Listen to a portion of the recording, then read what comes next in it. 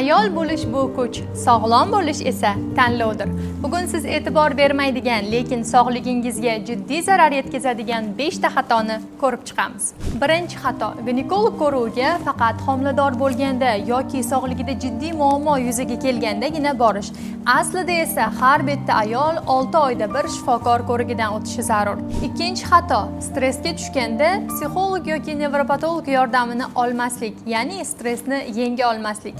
Stress immunitetni tushiradigan eng katta omillardan biridir. Uchinchi xato: uyqu normasiga amal qilmaslik.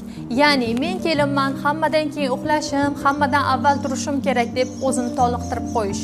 Normal holatda inson kamida bir kunda 6 soat uxlash kerak.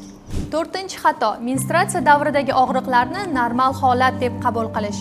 Aslida esa bu og'riqlar organizmingizni sizga berayotgan signallaridir. Beshinchi xato: kunlik suv normasini ichmaslik, ya'ni faqatgina chanqagandagina suyuqlik iste'mol qilish. Bu organizmni suvsizlanishiga va erta qarishiga olib keladi. Ayollar salomatligi, ruhiyati va tashqi ko'rinishdagi muammolarni bartaraf etish maqsadida Sen Gulsan nomli bepul klub tashkil etdik. Bizning safimizga qo'shilishni xohlasangiz, profil shapkasidagi havola ustiga bosing.